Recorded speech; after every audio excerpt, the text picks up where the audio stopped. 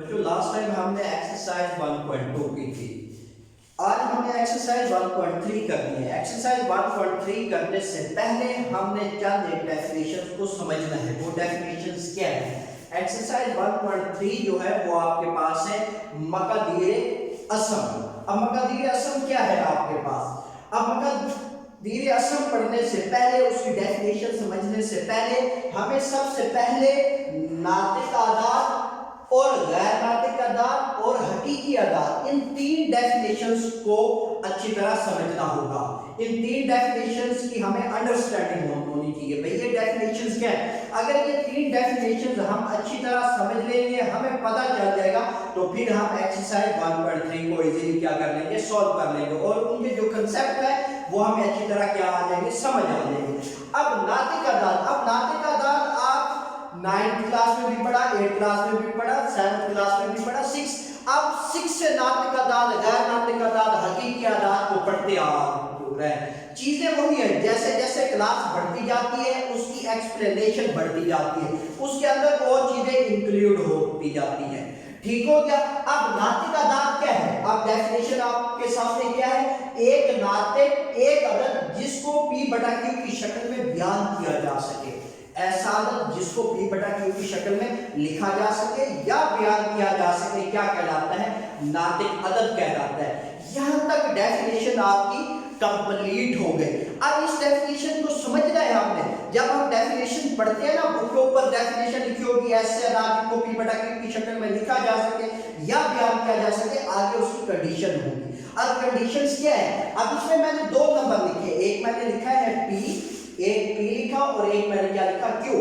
अब p और q क्या है? क्या मैथ में हम p और q को पढ़ेंगे? नहीं, p और q यहाँ पे एज ए वेरिएबल ट्रीट हो रहे हैं, मुतगय्यर। अब p की जगह पे x भी आ सकता है, y की जगह पे, q की जगह पे y भी आ सकता है, p ओवर q की शक्ल में लिखे जा सके। अब p की जगह पे 5 भी आ सकते हैं, q की जगह पे 4 भी आ सकता है। अब p और q क्या होने चाहिए? उसने आगे कंडीशन लिखी है, कंडीशन मैंने लिख दी है, p वो q बिलोंग्स टू क्या करें, इंटीजर, जिसको सही आदाद हम कहते हैं। क्या कहते हैं? अब सही आदाद क्या होते हैं? अब मैं आपको मुख्तसर बताता चलूं। सही आदाद ऐसे आदाद जिसमें पॉजिटिव नंबर भी शामिल हो, नेगेटिव नंबर भी शामिल हो, वो हमारे पास क्या कहलाते हैं? सही आदाद कहलाते हैं, इंटीजर कहलाते हैं। पॉजिटिव नेगेटिव नंबर, दोनों नंबर्स को हम क्या कहते हैं?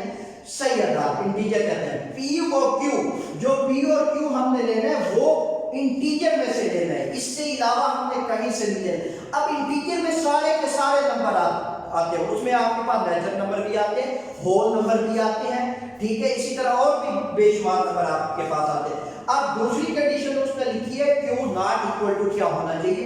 0।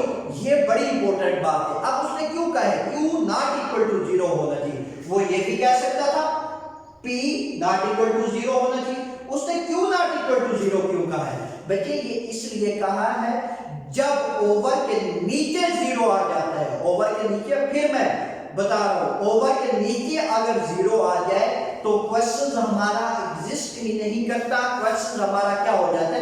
अनडिफाइंड हो जाता है। आपके पास कैलकुलेटर होंगे, साइंटिफिक कैलकुलेटर, जब आप उसके ऊपर लिखोगे 5 डिवाइडेड 0 तो आपकी कैलकुलेटर की स्क्रीन के ऊपर आ जाएगा लिखा हुआ मैथ है। इसका मतलब क्या है? ये कैलकुलेटर, इसके अंदर इतनी कैपेसिटी ही नहीं है ये इसको सॉल्व कर सके, बल्कि कैपेसिटी की बात ही नहीं है, ये क्वेश्चन सॉल्व ही नहीं हो सकता, अनडिफाइंड हो जाता है, इसका आंसर एग्जिस्ट ही नहीं करता। इसलिए उसने कहा है q नॉट इक्वल टू 0। कैसे? अब मैं मिसाल के तौर पे आप ले लेता हूं, p इक्वल 5 ले लेता हूं और q इक्वल मैं क्या ले लेता हूं? 0, 5 ओवर 0। अब ओवर के नीचे 0 आ गया, अगर ओवर के नीचे, बटे के नीचे 0 आ जाए तो क्वेश्चन हमारा सॉल्व नहीं हो सकता। इसलिए उसने कहा है q नॉट इक्वल टू 0 हो। q 0 नहीं होना चाहिए, 0 से बड़ा होना चाहिए। उस कहने का मतलब है q क्या होना चाहिए? 0 से, सिफर से क्या होना चाहिए? सिफर से बड़ा होना चाहिए।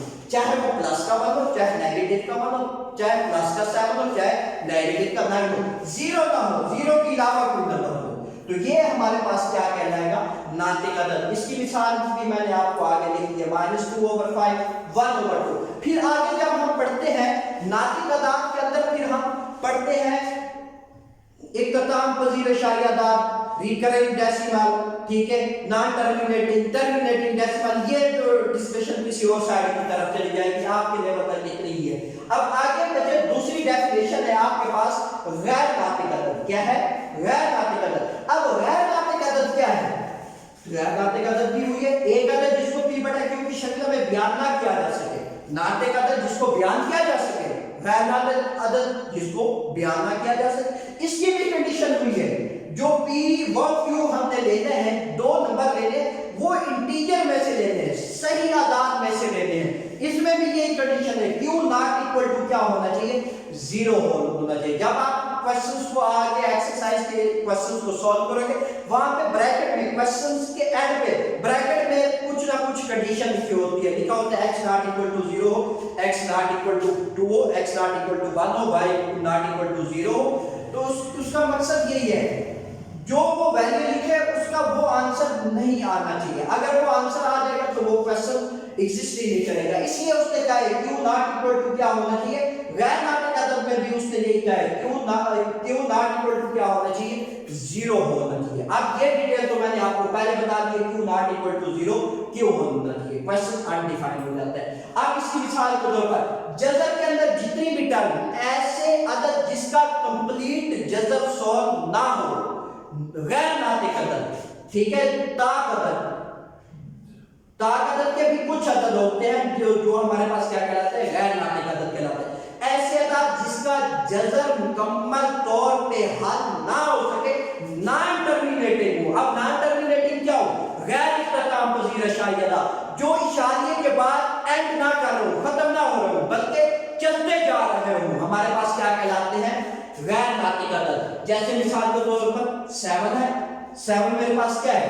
गैर नातिक अदद। जब इसका हम जज़र को सॉल्व करेंगे कैलकुलेटर के ऊपर, आप 7 एक अंडर रूट को प्रेस करोगे तो आपके पास वो आंसर एक लिमिटेड नहीं आएगा, अनलिमिटेड हो जाएगा। इशारे के बाद, डेसिमल के बाद तो चलता जाएगा। तो इसलिए मेरे पास 7 अंडर रूट, 5 अंडर रूट, इसी तरह 11 अंडर रूट, इसी तरह 17 अंडर रूट, ये मेरे पास सारे के सारे क्या हैं? गैर नातिक अदद हैं। उसके बाद डेफिनेशन है मेरे पास हकीकी आदाद की। अब हकीकी आदाद क्या है? हकीकी आदाद जिसको रियल नंबर बोला जाता है इंग्लिश में। अब हकीकी आदाद बचे नातिक आदाद और गैर नातिक आदाद का यूनियन हकीकी आदाद कहलाता है। अब नातिक दो आदाद तो हमने पढ़ लिए ना, एक हमने पढ़ा है नातिक आदाद, एक हमने पढ़ा है गैर नातिक। अब इन दोनों आदाद का जो यूनियन होगा वो क्या कहलाएगा? गैर हकीकी आदाद कहलाएगा। अब यूनियन क्या है? आपने 6th क्लास में पढ़ा है, 7 में पढ़ा है, 8 में पढ़ा है। दो सेट्स को जब हम इकट्ठा लिख लेते हैं, दोनों सेट्स के एलिमेंट को जब हम एक सेट में लिख लेते हैं, वो हमारे पास क्या कहलाता है? यूनियन कहलाते हैं। मुश्तरक और गैर मुश्तरक दोनों आदाद को जब हम एक सेट में लिख लेते हैं, हमारे पास क्या कहलाता है? वो हकीकी आदाद कहलाता है। अब ये तो हमारे पास हो गया हकीकी आदाद। अब आगे ये 3 डेफिनेशन पढ़ने का मकसद हमारा क्या था? ये मकादीर असल को समझने के लिए हमने इसको पढ़ा है।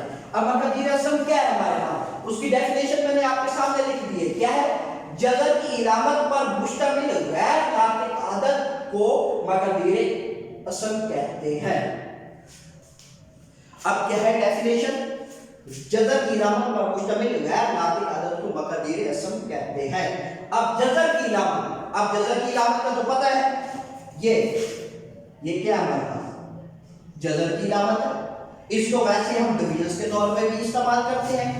छोटी क्लासों में 4, 5, 3, 4 पेज को हम तरसीम के इलामत के तौर पे भी करते हैं। जैसे जैसे क्लासें बढ़ती जाती है, इसको हम क्या करेंगे? जज़र के तौर पे इस्तेमाल करेंगे। अब वो कह रहे हैं जज़र की इलामत पर मुश्तमिल, ये जज़र की इलामत पर मुश्तमिल गैर नातिक अदद, जज़र की इलामत पर मुश्तमिल गैर नातिक अदद को क्या कहलाते हैं? मकादीर असल कहते हैं। वो कह रहे हैं जज़र की इलामत भी हो और फिर इस जज़र की इलामत में क्या होना चाहिए? गैर नातिक अदद होना चाहिए। क्या होना चाहिए? गैर नातिक, नातिक अदद नहीं होना चाहिए। अगर जज़र की इलामत के अंदर नातिक अदद आ जाएगा तो मकादीर असल नहीं कहलाएगा, बल्कि जज़र की इलामत के अंदर आपके पास क्या आना चाहिए? गैर नातिक अदद आना चाहिए। वो क्या कहलाएगा? मकादीर असल कहलाएगा। कैसे? अब ये देखो 5 का जज़र है, अंडर रूट 5 है, ये आपके पास क्या है, मकदीर असम 5 क्या आपके पास गैर नातिक अदद है, मकदीर असम क्या जाएगा। अब फिर आगे हमने पढ़ना है, इसकी थोड़ी सी आगे हमने डिस्कशन करनी है।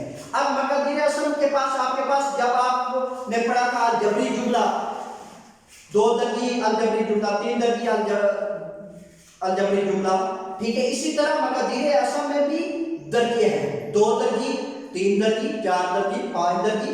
इसी तरह ये देखो मैंने आपके सामने लिखा हुआ है ए का जज़र। अब ए का जज़र, अब ये आपके पास कोई एक नंबर है, ठीक है। सपोज कर लें ए की जगह पे आप 5 भी लिख सकते हैं, ए की जगह पे आप 7 भी लिख सकते हैं, ए की जगह पे आप 17 भी लिख सकते हैं, ए की जगह पे आप 27 भी लिख सकते हैं, कोई भी नंबर लिख सकते हैं आप। तो अब ए एक जनरल नंबर है, ठीक हो क्या। हर क्वेश्चन की कोई ना कोई एक जनरल नोटेशन होती है जिससे वो क्वेश्चन को समझाया जाता है।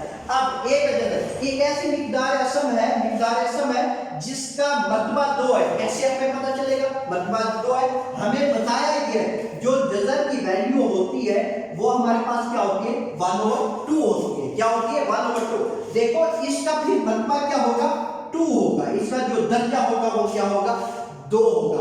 अब जो ये ए है इसमें आप 2 बातें आपको बता दूं, रेडिकल और रेडिकेंड, रेडिकल और रेडिकेंड। अब रेडिकल और रेडिकेंड क्या है, अब रेडिकल ये जो जज़र वाली रकम है इसको आप क्या कहलाएंगे, रेडिकल कहलाएंगे। क्या कहलाएंगे, रेडिकल कहलाएंगे। जज़र वाली रकम को क्या कहलाते हैं, रेडिकल कहलाते हैं। जज़र के अंदर जो रकम लिखी जाए, जज़र के अंदर जो रकम लिखी जाती है, जैसे ये मैं यहां पे लिख देता हूं, ये आपके पास जो जज़र वाली रकम है ये आपके पास क्या है रेडिकल है, ठीक हो गया। और जो ये है ये आपके पास क्या है रेडिकेंड, जिसको क्या कहा जाता है मजजूज भी कहा जाता है, ठीक हो गया। ये आपके पास क्या कहलाएगा रेडिकेंड कहलाएगा, ठीक हो गया। ये चलो रेडिकेंड कहलाएगा। अब इसके बाद ये जज़र की इलामत का, जज़र की इलामत जिसका इंडेक्स 2 है। अब उसके बाद 3 दर्जे की हमारे पास क्या है मिकदार असम है। अब 3 दर्जे की, जैसे मैंने 5 लिखा है 5, इसके ऊपर एक और बात मैं आपको बता दूं, जैसे मैंने लिखा है ए और यहां पे एन लिख देता हूं। आपकी जज़र के ऊपर जो चीज लिखी जाएगी, जज़र के ऊपर यहां पे जो चीज लिखी जाएगी, ये जो एन है ये मेरे पास क्या कहलाएगा इंडेक्स कहलाएगा। ये मेरे पास क्या कहलाएगा इंडेक्स कहलाएगा। ये मेरे पास क्या कहलाएगा रेडिकेंड कहलाएगा। ये जो जज़र की इलामत है ये मेरे पास क्या कहलाएगी रेडिकल कहलाएगी। और जो एन है ये मेरे पास क्या कहलाएगा इंडेक्स कहलाएगा। जो इंडेक्स होगा, जो मिकदार असम का इंडेक्स होगा वो वही उस मिकदार असम का क्या होगा दर्जा होगा, ठीक है। अगर यहाँ पे इंडेक्स 3 हो तो उसका दर्जा 3 होगा, अगर यहाँ पे 4 हो तो उसका दर्जा क्या होगा 4 होगा। इसी तरह तो हमने ये डेफिनेशन पढ़ी, ठीक है। 1-2 डेफिनेशन और है, जब उसके रिलेटेड हम क्वेश्चंस को सॉल्व करेंगे वो डेफिनेशन फिर मैं बताऊंगा। अब इसमें आपने क्वेश्चंस क्या करने हैं, अब आपने मकदीर असम की जमा और तफरीक को सीखना है।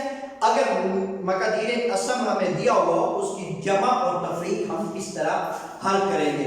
फिर हम इसमें 2 और चीजें सीखेंगे, मिकदार असम की ज़रब और तकसीम हम किस तरह करेंगे। ये 4 चीजें हम शुरू में हम प्लस मल्टीप्लाई माइनस और डिवीजन को हल करके आ रहे हैं। यही हमने एक्सरसाइज 1.3 में सीखते हैं। क्या मिकदार असम के में रकमों को प्लस माइनस किस तरह करना है, मल्टीप्लाई और डिवाइड किस तरह करना है। अब जो हम एक्सरसाइज 1.3 करते हैं, ये मेरे पास बुक है, इसका पेज नंबर 21, 22 और 23, इसके ऊपर ये सारी डेफिनेशन लिखी हुई है और एग्जांपल्स भी साथ दी हुई है। तो अब एक्सरसाइज 1.3 हमने स्टार्ट करनी है। एक्सरसाइज 1.3 स्टार्ट करने से पहले तो हम 1-2 डेफिनेशन और पढ़ लेंगे, फिर हम एक्सरसाइज 1 क्या करेंगे 3 करेंगे। एक्सरसाइज 1.3 बच्चे पेज नंबर मेरे पास है 31। अब बच्चे अब हमने करना है मखरज को नातिक बनाना। लिख भी मैंने दिया है मखरज को नातिक बनाना। अब मखरज को नातिक हमने किस तरह बनाना है, अब आपका पेज नंबर है 24। अब इस 24 के ऊपर उसने बताया हुआ है मखरज को किस तरह बनाना है। पढ़ के मैं आपको बता देता हूँ। कह रहा है हम किसी कसर को इसके मखरज में जदर की लामत खत्म करके मुख्तसर कर सकते हैं। हम किसी कसर को एक इसके मखरज में जदर की लामत को खत्म करके मुख्तसर कर सकते हैं। अब कसर की बात कर रहे हैं, किसकी बात कर रहे हैं? कसर। अब कसर क्या होता है? ओवर के ऊपर नीचे कोई रकम लिखी जाए। अब जैसे मैं लिख देता हूं यहां पे 5/2 का जदर। अब ये 5 क्या है मेरे पास? ये मेरे पास शुमार कुनिंदा है, और जो मेरे पास 2 है ये मेरे पास क्या है? मखरिज है। अब बटे के ऊपर वाली रकम को हम शुमार कुनिंदा कहते हैं और उसको इंग्लिश में कहते हैं हम न्यूमिनेटर, और बटे के नीचे वाली रकम को हम कहते हैं मुखरिज, उसको कहते हैं डिनोमिनेटर। अब वो कह रहा है मुखरिज को नातिक बनाना है। इस मुखरिज को हमने क्या करना है? नातिक बनाना है। ठीक हो गया। अब यहाँ पे मैं लिख देता हूँ 3 लिख देता हूँ, यहाँ पे या 5 3 लिख देता हूँ या 7 लिख देता हूँ। ये लो, कह रहा है इस मुखरिज को क्या करना है? हमने नातिक बनाना है। मुखरिज को क्या करना है? हमने नातिक बनाना है। अब मुखरिज को नातिक किस तरह बनाना है? वो कह रहा है मुखरिज में जदर की इलामत खत्म करके हम मुख्तसर कर सकते हैं। मुखरिज में जदर की इलामतों की देखो, यहाँ पे मुखरिज में जदर की इलामत है ना, कह रहे हैं इस जदर की इलामत को हम खत्म करके क्या करेंगे? मुख्तसर करेंगे। जदर की इलामत को सबसे पहले हमने क्या करते हैं? खत्म करना है। अब जदर की इलामत को किस तरह खत्म करना है मुखरिज में? अब उसने फिर आगे बताया हम ऐसा करने के लिए मुखरिज और शुमार दोनों को इस जदरी रकम से ज़रब देंगे। अब हम शुमार और मखरिज को ज़रब देंगे। किससे ज़रब देंगे? जदरी रकम से ज़रब देंगे। किससे ज़रब देंगे? जदरी रकम। जदरी रकम ये है ना। अब इस रकम को मुखरिज से भी ज़रब देंगे, शुमार से भी ज़रब देंगे। कहने का मकसद ये है, ये जैसे लिखा हुआ 5/7। अब उसने कहा ज़रब देंगे, ये ज़रब मैंने लिख दिया। किससे ज़रब देंगे? शुमार और मुखरिज से। अब ओवर लगाऊंगा, ओवर के ऊपर जदर वाली रकम ये ना, उसने कहा जदर के अंदर जो रकम होगी उसको ये लो 7 का जदर मल्टीप्लाई 7 का जदर। अब इन दोनों को मल्टीप्लाई कर दो, 5 × 7 का जदर, 7 का जदर मल्टीप्लाई 7 का जदर। इसको आगे हम क्या कर लेंगे? सिंपलीफाई कर लेंगे। इस तरह को हमने क्या करना है? मुखरिज को नातिक बनाना है। अब एक्सरसाइज 1.3 का क्वेश्चन नंबर 1 के 3 पार्ट है, वो तीनों पार्ट मैंने आपको समझाने हैं। अब पहला पार्ट क्या है आपके पास? 1/5 बनाना हमने क्या है? मुखरिज से जदरी इलामत दूर करनी है। मुखरिज में से जदरी इलामत, ये वाली जदरी इलामत क्या करनी है? हमने दूर करनी है। किस तरह दूर करनी है? जो जदरी रकम होगी उसको हम ज़रब देंगे। शुमार में से भी और मुखरिज से भी क्या करेंगे? ज़रब देंगे। 1/5 लिखा, इक्वल का साइन लिखा, वैसे ही ये रकम उठा के आपने लिख देनी है 1/5 का जदर। अब ज़रब की इलामत लगानी है। ज़रब की इलामत लगा के ओवर लिखना है आपने, बटा लगाना है। जो जदर के नीचे रकम होगी, जो बटे के नीचे रकम होगी, बटे के नीचे आप रकम ये है ना, ये वाली रकम है ना, आप इसको बटे के ऊपर भी लिख देना है, बटे के नीचे भी लिख देना है। जैसे मैंने लिखा 5/√ ओवर क्या लिख दिया? 5/√ लिख दिया। अब इक्वल 1 × 5/√ ओवर। अब क्या करना है? इन दोनों रकमों के दरमियान साइन क्या है? मल्टीप्लाई है। अब ओवर के ऊपर वाली रकम को आपस में मल्टीप्लाई करना है, ओवर के नीचे वाली रकम को क्या करना है? हमने आपस में मल्टीप्लाई करना है। अब 1 × 5/√ ओवर 5/√ मल्टीप्लाई 5/√ अब 1 किसी भी चीज से मल्टीप्लाई हो तो कोई फर्क नहीं पड़ता हो। ये तो 5/√ आ गया। अब 5/√ मल्टीप्लाई 5/√ अब मैंने ये दोनों सेम है, दोनों सेम है ना, ये भी 5 है ये भी 5 है। इसको एक दफा लिखूंगा, अब इसकी पावर क्या कर दूंगा? 2, क्योंकि ये 2 दफा टर्म लिखी है इसलिए इसकी पावर क्या आ जाएगी? 2 आ जाएगी। अब ये जदर से ये वाला स्क्वायर क्या हो जाएगा? कैंसिल हो जाएगा। आपके पास क्या आ जाएगा? 5/√ ओवर क्या आ जाएगा? 5। तो देखो मखरिज से हमने जदरी इलामत दूर कर ली। इसी तरह आपके पास क्वेश्चन नंबर क्या है? 2 है। अब क्वेश्चन नंबर 2 क्या है आपके पास? 2/2 मल्टीप्लाई। ये जो डॉट लगा हुआ है ये है मल्टीप्लाई है। इसको आपने डेसिमल नहीं समझना, इशारे नहीं समझना, ये मल्टीप्लाई को शो कर रहा है। 2/2 मल्टीप्लाई 7/3। अब आपने क्या कर दिया? वैसे क्वेश्चन को लिख दिया। अब ये अलग-अलग बटे में लिखे हुए, ओवर में लिखे हुए, इसको मैंने पहले एक ओवर में किया। क्यों? क्योंकि क्वेश्चन को आसान करने के लिए। अब 2 × 7 ओवर। अब ये दोनों मुख्तलिफ रकमें हैं, दोनों अलग-अलग जदर में लिखी हुई है ना, 2 का under root multiply 3 under root. अब दोनों ये अलग अलग अंडर रूट में लिखी हुई है, तो हम इसको एक अंडर रूट में लिख सकते हैं। तो वो मैंने क्या लिख दिया, 2 मल्टीप्लाई क्या लिख दिया, 3 अंडर रूट लिख दिया। अब इक्वल क्या आ जाएगा, 14 ओवर क्या आ जाएगा, 6 अंडर रूट आ जाएगा। 2 को 3 से मल्टीप्लाई किया 14, 2 को 7 से किया 14। अब देखो ये वाली जो कंडीशन है, ये वाली कंडीशन, अब देखो ये क्वेश्चन नंबर 1 की तरह, बाकी फर्स्ट पार्ट की तरह। तो क्या करना है, आप इसको वैसे लिख देना, मल्टीप्लाई का साइन लगाना है, ओवर लिखना है, जो ओवर के नीचे रकम होगी इसको एक दफा शुमार कुंडा से भी मल्टीप्लाई करना है, एक दफा मुफरद से भी मल्टीप्लाई करना है। एक दफा बटे के ऊपर लिख देते हैं, एक दफा बटे के नीचे लिख देते हैं। अब बटे के ऊपर वाली रकम को आपस में मल्टीप्लाई करते हैं, नीचे वाली को आपस में मल्टीप्लाई। अब 14 मल्टीप्लाई क्या लिख दिया, 16 अंडर रूट लिख दिया। अब 14 को मैंने क्या कर दिया, 14 मल्टीप्लाई क्या लिख दिया, 16 अंडर रूट लिख दिया ओवर। अब 6 मल्टीप्लाई 6 अंडर रूट, जैसे ये मैंने लिखा था डायरेक्ट मैंने आपको लिख दिया 16 अंडर रूट, होल का क्या लिख दिया मैंने, स्क्वायर लिख दिया। अब क्या कर दिया मैंने, अंडर रूट से स्क्वायर मैंने क्या कर दिया, कैंसिल कर दिया। ये वाला अंडर रूट से स्क्वायर मैंने क्या कर दिया, कैंसिल कर दिया।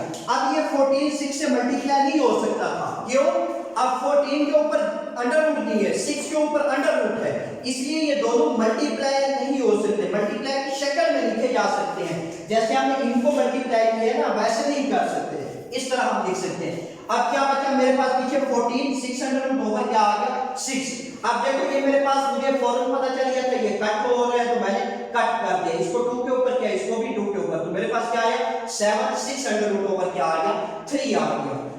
इस तरह मेरे पास इसका सेकंड पार्ट कंप्लीट हुआ। अब मैं क्या करता हूं, थर्ड पार्ट आपको समझा देता हूं। थर्ड पार्ट क्या है, 6 अंडर रूट ओवर क्या है 7 अंडर रूट। तो क्या करना है आपने, ये तो आपको खुद करना चाहिए। अब क्या करना है आपने, जो जजर वाली रकम होगी उसको मल्टीप्लाई करना है, किससे, शुमार कुंडा से भी मकरे से भी। देखो शुमार कुंडा से भी मल्टीप्लाई कर दिया, मकरे से भी मल्टीप्लाई कर दिया, ओवर के ऊपर जो टर्म थी उनको आपस में मल्टीप्लाई कर दिया, ओवर के नीचे जो टर्म थी उनको आपस में मल्टीप्लाई कर दिया।